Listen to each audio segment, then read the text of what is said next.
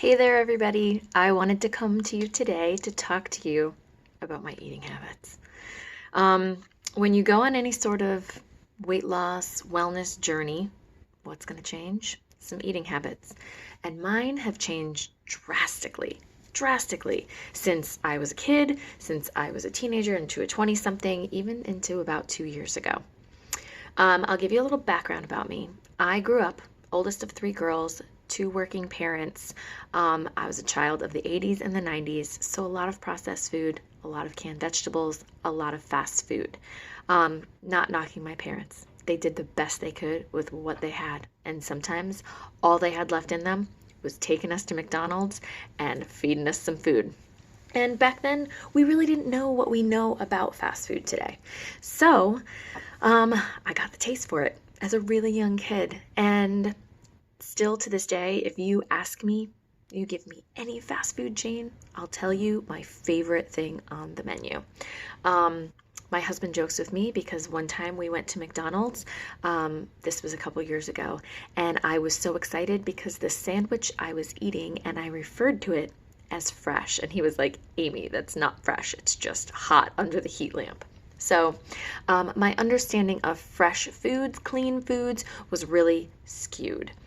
Had horrible eating habits in my 20s, like horrible. I was like an unsupervised toddler, Crunchwrap Supremes and beer and wine and just whatever I could eat, and it wasn't really nourishing my body. So fast forward to a couple years ago, I'm a mom of three. I've been eating this way for a while. I'm 40 pounds overweight and I'm depressed. And I had to take a really hard look at my habits, the things I was doing day in and day out. And my food was one of them. So I realized that something needed to change.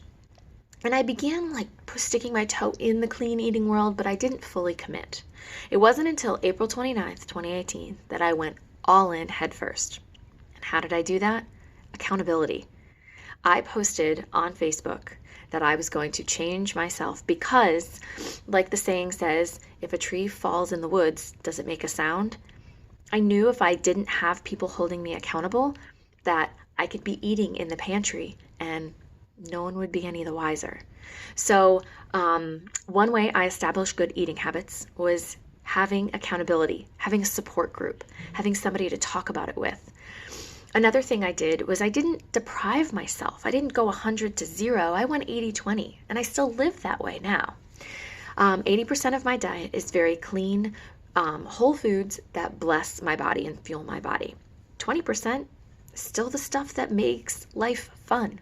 Donuts, tacos, wine, beer, cake, ice cream, you name it. Now, my choices have gotten better over the years because I've realized what works for my body and what doesn't, but I'm not in that deprivation mindset. I can't live that way. I don't want to live that way. I am not going to be someone that is super duper chiseled because I want to enjoy life. I want to have fun. I want to be able to take my kids out to ice cream and have some with them and not sit there and just wish I was enjoying it. So that's what I've been doing. That's what works for me. It's as simple and as hard as that. And what I love most about the accountability that I have is that I get to talk with other people. I get to be in it with other people. And we get to rely on each other. We get to text each other if we're like, ooh, man, I had a bad eating day. And then what does my accountability partner say? Girl, I get it. I had one last week. Hop back on that train, and what's the next healthiest thing you can put into your body? So for me, my accountability was huge. I will say eating habits took a while. There are still days where I eat like an unsupervised toddler, and that's okay. I'm a health coach who is not 100%. No one's 100%. And what I do is I just focus on if I ate something bad that I didn't really feel like blessed my body, the next meal I'm going to have is going to be something that blesses my body. Or I'm going to drink a huge glass of water to make sure that I'm not, succumbing to any cravings. that is what works for me. Now, what works for you might be completely different, but I want you to know if you are needing a support community, if you are needing accountability, if you are needing ideas of how to start this, start somewhere. Start somewhere by making a salad in the jar and have, that every day for lunch. Start by replacing your Diet Coke with a seltzer flavored with fruit juice. Start by taking plain yogurt and sweetening it with honey instead of getting the vanilla that's laden with sugar. Start somewhere. And if you need tips or any kind of tricks other than what I've shared with you today, I'd be happy to have a conversation with you. So with that, I will say, make sure that you are eating at least 3 servings of green veggies every day. Get half of your body weight in ounces in water a day.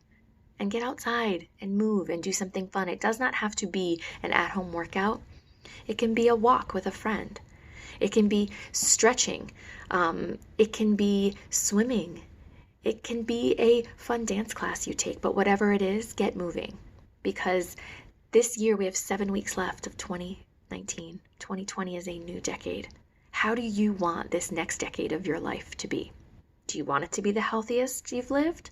If so, then start today. Love you all.